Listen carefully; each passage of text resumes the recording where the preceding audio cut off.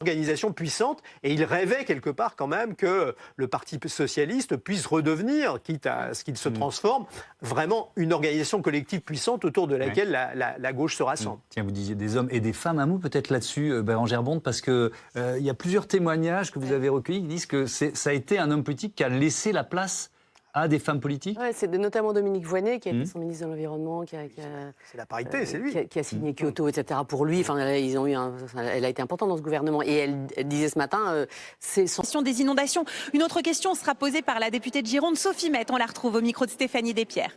Bonjour Sophie Mette, vous êtes députée de Gironde, au sud de Bordeaux, mais dans une circonscription impactée par les inondations. Quelle est la situation chez vous ? Bonjour, et écoutez, la situation n'est pas bonne pour l'instant. Donc, comme vous l'avez annoncé tout à l'heure, on est toujours en vigilance rouge et donc on est vraiment sous alerte. Donc, l'inondation, elle se propage. Donc, moi, ma circonscription, elle va de Langon, mais l'Aréole n'est pas loin, donc l'Aréole est très impactée, Langon aussi, et toutes les communes qui longent la Garonne jusqu'à Bordeaux sont impactées. Qu'est-ce que vous allez demander au gouvernement ?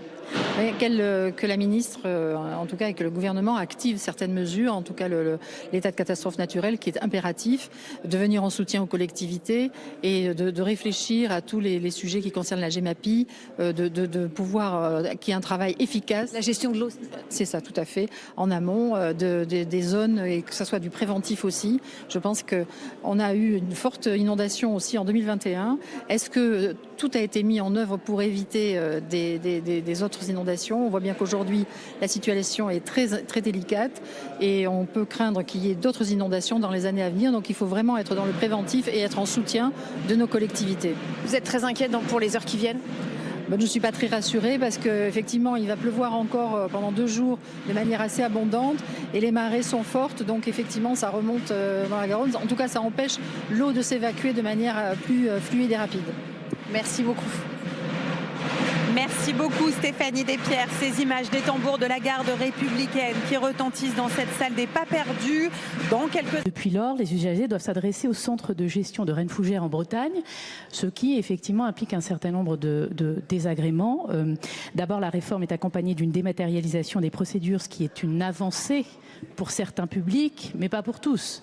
Et je pense notamment aux plus âgés qui sont éloignés effectivement du numérique. Certains peuvent avoir du mal à fournir les pièces qui sont demandées, vous l'avez très bien expliqué. Et puis les modalités de contact téléphonique elles-mêmes sont compliquées compte tenu du décalage horaire. Ce qui est une vraie problématique, même si le Haut-Commissariat, que je remercie, a mis en place un pré-accueil physique pour permettre de répondre à certaines demandes pour quelques usagers, pour quelques demandeurs. Mais effectivement, ça n'est pas suffisant. Vous avez fait état de propositions, Madame la députée. Je voudrais, à mon tour, vous proposer que nous puissions nous réunir, que nous puissions prendre un temps de travail autour de ces pistes d'amélioration, avec vous-même bien sûr, avec les autres parlementaires, puisque plusieurs territoires sont concernés, avec les ministères également impliqués, ministère des comptes publics, ministre de la fonction publique aussi, qui sont également sensibles à cette problématique pour que nous puissions effectivement travailler ensemble et proposer des améliorations à ces publics particulièrement fragilisés. Merci beaucoup Madame la Ministre. Madame la députée, il vous reste 10 secondes. Merci Madame la Présidente. Ces contrôles sont fixés donc par décret. Un décret se modifie. Vous pouvez changer l'avis de certains de nos aînés. C'est à vous de décider. Merci beaucoup. La parole est à présent à Monsieur Pierre-Henri Carbonel pour le groupe UDR. Merci Madame la Présidente. Ma question s'adresse à Madame la Ministre de la Santé. Madame la Ministre, le 9 février dernier, lors de l'audience solennelle de rentrée du tribunal judiciaire de Montauban, son président a lancé une alerte grave. Je le cite, « Le sous-dimensionnement de l'offre de soins psychiatriques en Tarn-et-Garonne peut faire perdre l'utilité et l'effectivité des peines que nous prononçons. » Ces mots ne sont pas une formule, ils décrivent une réalité.